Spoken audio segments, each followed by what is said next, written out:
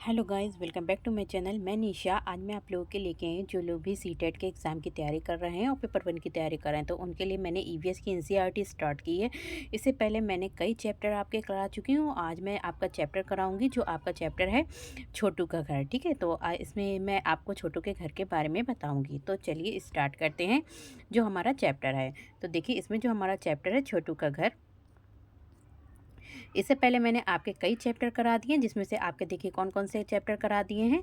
जिन लोगों ने वो वीडियोस नहीं देखी तो वो मेरे चैनल पे जाकर देख सकते हैं। और देखिए, इसमें जो है आपके ये क्लास थर्ड की आपकी एनसीईआरटी है, जिसमें मैंने आपका कौन कौन सा चैप्टर वन डाल डाल और ताल ताल भी करा चुकी हूँ, पौधों की परी, पानी रे पानी करा चुकी हूँ, हमारा पहला स्कूल। ठीक है, तो आपके 4 चैप्टर हो गए। आज मैं आपका चैप्टर कराऊंगी 5।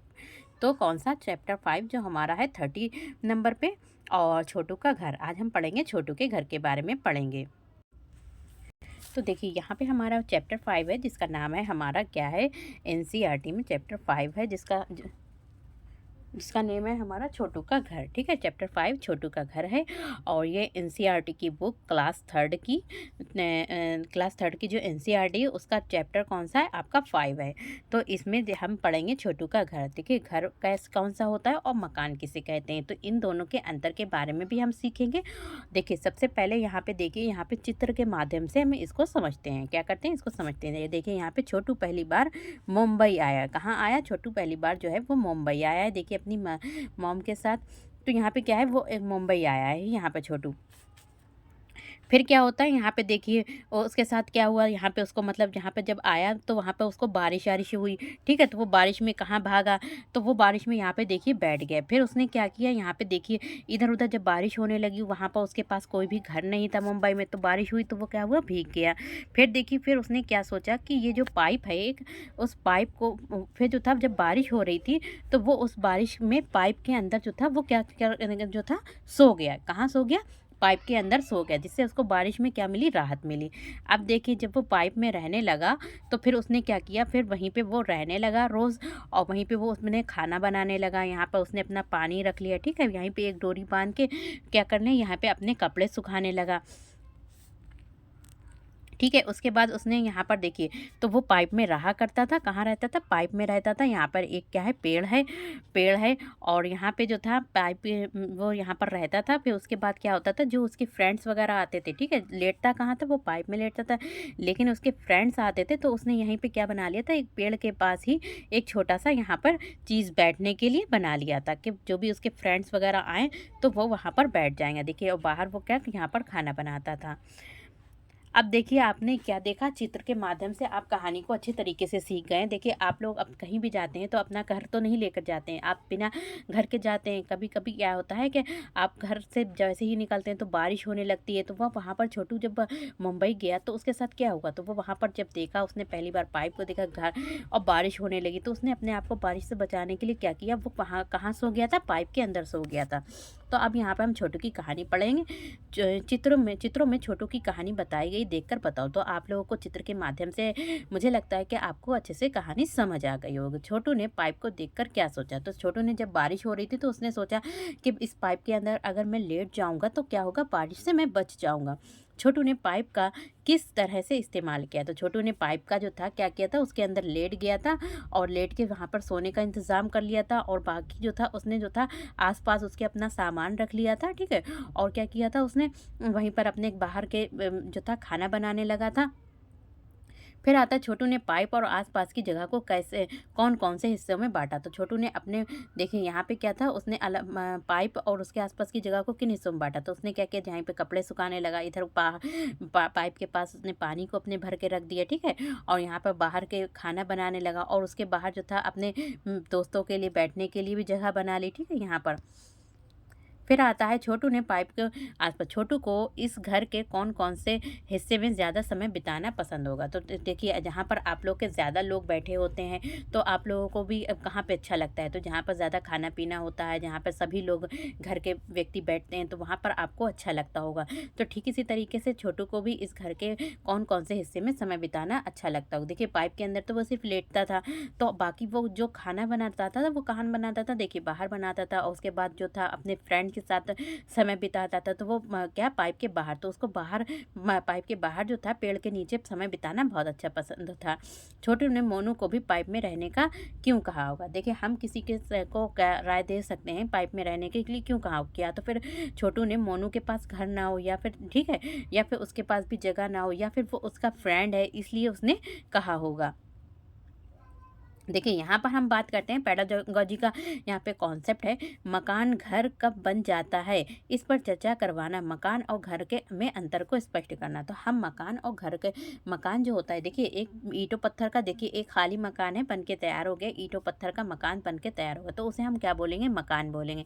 लेकिन जब हम उस मकान में रहने लगते हैं, परिवार रहता है हमारा, बाकी सारा सामान हमारे साथ रहता है, तो वो क्या बन जाता है? एक घर बन जाता है। तो हमने आपको मकान के बारे में बताया और घर के बारे में बताया, तो आप लोगों को अच्छे से समझ में आ गया मकान कौन सा होता है, जो ईंटों से बना हुआ होता है, जिसमें कोई रहता नहीं है, सिर्फ ऐसे ही बना रहता है, बन के तैयार होता है। लेकिन घर कब बन जाता है? जब उसमें लोग रहने लगते हैं, ठीक है, और सब सामान रखते हैं हम अपना, अपने फैमिली रहती है, तो वो हमारा क्या बन जाता है? घर बन जाता है।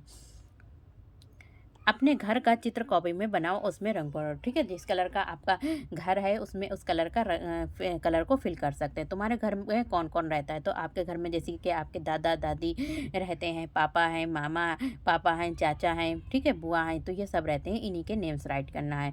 छोटू ने पाइप को अलग अलग हिस्सों में बांटा, तुम भी अपने घर के अलग अलग हिस्सों के नाम लिखो। जैसे ही छोटू ने अपने पाइप को क्या किया था, पाइप में अंदर क्या करता था? लेटते थे, बाहर को उसने जो था क्या रखा था? अपना सामान रख लिया था, किचन बना लिया था, ठीक है, खाना यहाँ पे इधर को चूल्हे में खाना बनाता था, इधर को यहाँ पे क्या करता था? अपने फ्रेंड के साथ बैठता था, यहाँ पे उसने अपने पानी रख लिया था, एक तार बांध लिया था जिस पर वो क्या करता था? कपड़े सुखाता था। तो ठीक इसी तरीके से आपको भी अपने घर के नाम लिखने हैं अलग, जैसे कि आपका बेडरूम होता है, रसोई घर होता है, स्नान घर, शौचालय, तो अलग अलग इनके नेम्स राइट करना है। एक दिन में तुम घर के किस हिस्से में कितना समय बिताते हो, तो ये भी राइट करना है। देखो, सबसे ज़्यादा समय कहाँ पर बिताते हो, तो इनको लिखना है। ये सभी क्वेश्चन हैं। और हमारा जो एग्जाम में पूछा जाता है, बच्चों से उनके घर की बातचीत को संवेदनशीलता से करने की ज़रूरत होती है। तो देखिए क्या होता है, तो हम बच्चों से उनके घर के बारे में उनकी संवेदनशीलता से बात करने की ज़रूरत होती है। हम उनसे आराम से उनके घर के बारे में बातचीत कर सकते हैं। घर अलग अलग तरह के होते हैं। देखिए, आप लोगों ने घर देखे होंगे, कहीं पे जो होते हैं झोपड़ी वाले होते हैं, ठीक है, तो कहीं पे कैसे तरीके के होते हैं, कोई बांस के खंभों पे बने होते हैं घर, तो अलग अलग तरीके के घर होते हैं। उन पर भी बच्चों को ध्यान देना चाहिए। ये बात ध्यान में रखते हुए पाठ में कमरों के बजाय घर के हिस्सों का प्रयोग किया जाता है। तो ये बात ध्यान रखते हुए पाठ में चैप्टर में जो है कमरों के बजाय घर के हिस्सों की बात कही गई है। कमरों के ये नहीं पूछा गया है कि आपके घर में कितने कमरे हैं, बल्कि क्या बात कही है? आपके घर के कितने हिस्से हैं। देखिए, यहाँ पे एक क्या होता है, हम अलग अलग घर में जो होते हैं, जैसे कि यहाँ पे रूम्स बना दिए, बरामदा बना दिया, यहाँ पे लैट्रिन बाथरूम किचन बन गया, ये आपका आंगन हो गया। तो यहाँ पे आपके हिस्से पूछे हैं, तो ठीक है, तो एक हिस्सा, दो हिस्से, तीन हिस्से, चार हिस्से, ठीक है, पांच हिस्से, तो ये अलग अलग हिस्सों की बात कही गई है इस बुक में, ना कि कमरों की बात कही गई है। घर के हिस्सों में विशिष्ट व्यक्तियों का जाना या न जाना आपके घर के तौर तरीके पर दर्शाता है। देखिए, बहुत से घर ऐसे होते हैं, परंपराएं थी पहले ज़माने की, कुछ ज़्यादा ही परंपराएं थी, जैसे कि कोई विशिष्ट व्यक्ति है, कोई अलग जिसे हम नहीं जानते हैं, तो हम उन्हें कहाँ बैठालते हैं? अपने बेडरूम बैठक में बैठाल देते हैं, या फिर ड्राइंग रूम में। तो वो जो होते हैं अंदर नहीं आते हैं, या फिर जो हमारे जान पहचान के होते हैं तो वो अंदर आ जाते हैं, या फिर रूम में नहीं जाते हैं। तो इनका क्या होता है, अलग अलग हिस्सों में जो होते हैं विशिष्ट व्यक्तियों का जाना या ना जाना घर के तौर तरीके पर दर्शाता है। जिसके जैसे घर के तौर तरीके होते हैं तो उसी पर दर्शाता है। फिर आप बात करते हैं, यहाँ पे देखिए क्या लिखा है, घर प्यारा, ठीक है, घर प्यारा लिखा है। तो यहाँ पे बात कही गई है कि एक कविता दे रखी है कि सदा यही तो कहती है माँ, घर ये सिर्फ है हमारा अपना, लेकिन माँ कैसे मानूं, घर तो ये कितनों का है अपना। तो यहाँ पे लड़का कहता है कि माँ तो सिर्फ ये कहती है कि घर ये अपना है, लेकिन यहाँ पर तो मैं कैसे मानूं इस बात को कि घर ये अपना है। यहाँ पे तो बहुत से लोग रहते हैं, जैसे कि यहाँ पे चींटियाँ हो गई, देखिए आपको दिख रहा होगा, ये सभी यहाँ पे क्या है, चींटियाँ भी रहती हैं, और ये पैरट हैं, आपके तोते भी रहते हैं, छिपकलियाँ भी रहती हैं, और आपका क्या है, चूहे भी हैं। तो यहाँ पे ये कहते हैं कि हम अपना घर कैसे मान लूँ, यहाँ पे तो बहुत सी चीज़ें रहती हैं, यहाँ पे जैसे छिपकली भी रहती है, तो इसलिए माँ कहता हूँ इसलिए तो कहता हूँ माँ घर ना समझो सिर्फ हमारा, सदा सदा से जो भी रहता सबका ही है घर प्यारा। ठीक है, तो ये बच्चा डोली है, भारत विज्ञान की समिति है। और एक बात इसमें जो हमारा है पेडागोजी का कॉन्सेप्ट है, और ये आपको जो है ईवीएस में बहुत ही ज़्यादा इसके चांसेस रहते हैं आपके क्वेश्चन पूछने के। तो क्या आप जानते हैं चूहों में देखने की क्षमता कम, परंतु सूंघने, छूने तथा स्वाद वाली क्षमताएं बहुत तीव्र होती हैं। तो यहाँ पे कह रहे हैं कि जो उनके देखने की जो क्षमता होती है, कोई चीज़ रखी है तो वो उसको देख के नहीं बल्कि किससे पहचानेंगे, परंतु क्या होती है देखने की क्षमता उनकी कम होती, परंतु सूंघ कर, ठीक है, चीज़ों को सूंघ कर पहचान सकते हैं, छू कर पहचान सकते हैं, या फिर स्वाद वाली क्षमताओं को बहुत ही तीव्र होती हैं, क्षमताएं जो होती हैं बहुत ही तीव्र होती हैं। फिर यहाँ पे हम बात करते हैं ऐसे दो जानवरों के चित्र बनाओ जो हमारी मर्जी के बिना हमारे घर पर रहते हैं। जैसे कि बिल्ली हो गई, छिपकली है, तो ये हमारे घर पर बिना यानी या फिर हमारी चींटी हो गई, तो ये सब चीज़ें हमारी घर बिना मर्जी के हमारे घर पर रहती हैं। क्या तुम अपने घर को साफ रखते हो? कैसे रखते हो? तो सभी लोग अपने घर को साफ रखते हैं, जितने भी स्टूडेंट्स हैं तो सभी लोग अपने घर को साफ रखते हैं। और कैसे रखते हैं? तो रोज़ाना आपका घर में जैसे कि फर्श की धुलाई होती है, झाड़ू लगती है, तो इस तरीके से आप साफ रखते हैं। तुम्हारे घर में साफ सफाई का काम कौन कौन करता है? तो आपके बड़े मम्मी हैं, दीदी हैं, दादी हैं, तो ये सब लोग काम करती हैं। फिर हम बात करते हैं टॉयलेट का उपयोग। देखिए यहाँ पे टॉयलेट का उपयोग कैसे करते हैं हम। सिमी ने देखा कि उसका दोस्त बिल्लू अचानक ठीक महसूस नहीं कर रहा है, वो उससे बात नहीं कर रहा है।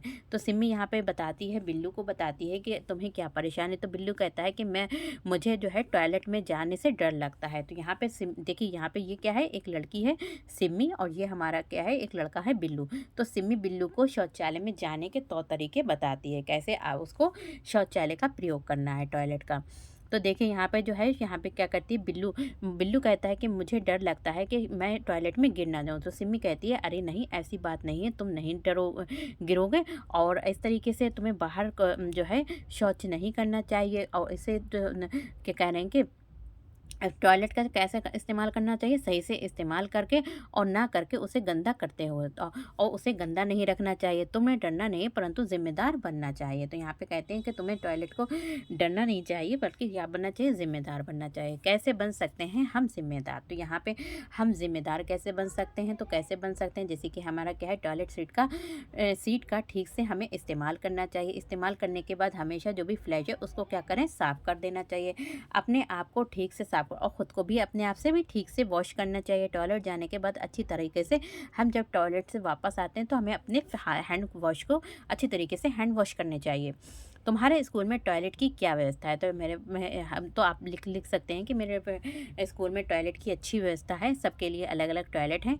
क्या ये साफ़ सुथरा रहता है? जी बिल्कुल साफ़ सुथरा रहता है, क्योंकि वहाँ पर दीदी जो बड़े लोग हैं वहाँ पर आकर साफ़ सफाई कर जाते हैं। इसे कौन साफ़ सुथरा करता है? तो जो वहाँ के कर्मचारी होते हैं, तो वहाँ के कर्मचारी इसे साफ़ सुथरा कर देते हैं।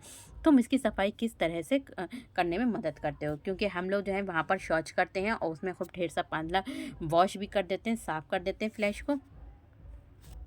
अब यहाँ पे बात करते हैं कि इस्तेमाल कर टॉयलेट को हमेशा ऐसे छोड़ो जैसे साफ अपना आप स्वयं के लिए चाहते हो। ठीक है, तो हमें शौच को ऐसे साफ सुथरा करना चाहिए जैसे खुद के लिए चाहते हैं, दूसरे के लिए भी।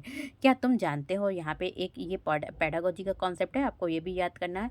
गांधी जी की 150वीं वर्षगांठ के लिए स्वच्छ भारत अभियान की शुरुआत की गई थी। तो स्वच्छ भारत अभियान की जो शुरुआत की थी, ये आपकी जो थी वो गांधी जी के ज़माने से, गांधी जी की जब थे तो जब से जो थी ये शुरुआत की गई थी। हमें यह अफसोस एहसास दिलाता है कि स्वच्छता हमारी जिम्मेदारी ही नहीं बल्कि हमारा फ़र्ज़ है। देखिए सभी के लिए स्वच्छता सभी के लिए ज़रूरी है, इसलिए स्वच्छता हमारी कोई जिम्मेदारी नहीं बल्कि हमारा क्या है, फ़र्ज़ भी है। तो अब से बिल्लू भी टॉयलेट का सही इस्तेमाल करने लगा। प्रयोग करने के बाद बिल्लू टॉयलेट को साफ सुथरा छोड़ कर आता है और अपने हाथ भी अच्छे तरीके से साफ करता है। खुद को कैसे आप लोग साफ सुथरा रख सकते हैं? तो नहाना और दांत साफ करना, नाखून काटना, ठीक है, तो इस तरीके से आप लोग साफ सुथराई कर सकते हैं। अब यहाँ पर हम क्या पढ़ते हैं, अपने यहाँ पे एक पेडागोजी का कॉन्सेप्ट है और नेक्स्ट हमारा चैप्टर है, उसको हम नेक्स्ट वीडियो में देखेंगे। देखिए इसको बहुत ही अच्छे तरीके से देख लीजिए। यहाँ पे पेडागोजी का दे रखा है, पाठ में प्रत्येक बच्चे से उसके घर की सजावट के बारे में पूछा गया है। तो देखिए पाठ में क्या है, प्रत्येक बच्चे से उसके घर की सजावट के बारे में पूछा गया है कि आपके घर में कैसी सजावट होती है, कैसे कौन करता है सजावट। बच्चों से विभिन्न अवसरों पर घर सजाने की प्रक्रिया पर बातचीत से स्थानीय सामग्री के उपयोग तथा त्यौहार मनाने के महत्व को उभारा जा सकता है। तो हम बच्चों से बातचीत कर सकते हैं, आपके घर में कौन घर सजाता है, कैसे सजाता है, ठीक है, और क्या कैसे कैसे आप लोग किस किस मौके पर, जैसे दिवाली है, होली है, तो इस पर जो होते हैं अपने घर को सजाते हैं, कैसे सजाते हैं, किस किस चीज़ का उपयोग करते हैं। तो हम बच्चों से बातचीत करते हैं। जब हम उनसे बातचीत करते हैं तो बच्चों के, हमें उनके जो भी अनुभव हैं वो हमें जानने को मिलते हैं और इससे भाषा का भी विकास होता है। तो आप लोगों को ये चैप्टर अच्छे से समझ आ गया होगा जो हमने पढ़ा, घर और मकान, ठीक है। तो आप लोग अच्छे से डिफरेंस कर सकते हैं कि घर क्या होता है और मकान क्या होता है। तो घर वो होता है जहाँ पर हम रहते हैं, हमारा सामान रहता है, वहाँ पर खाना बनता है, सब लोग साथ में रहते हैं, लेटते बैठते खाते पीते हैं। और मकान क्या होता है, एक सिर्फ ढांचा होता है, ठीक है, ईंटों का बना ढांचा होता है, तो उसे हम बोलते हैं मकान। नेक्स्ट वीडियो में, वीडियो पसंद आए तो like share subscribe my channel. और इसके साथ ही साथ देखिए आप लोग जो लोग भी सीटेट की तैयारी कर रहे हैं, तो अगर वो अपना कॉन्सेप्ट ईवीएस में जो है कॉन्सेप्ट क्लियर करना चाहते हैं और अपने नोट्स भी नहीं बनाना चाह रहे हैं, लेकिन इसको ईवीएस का जो भी आपका एनसीईआरटी में पढ़ा रही हूँ इसको कंप्लीट कर लीजिए और साथ में इसकी पेडागोजी को, जो भी मैं पेडागोजी आपकी करा रही हूँ, या तो आप लोग उसको राइट करते चलिए, नहीं तो आप लोग बुक से उसको नोट कर सकते हैं। तो मिलते हैं नेक्स्ट वीडियो में।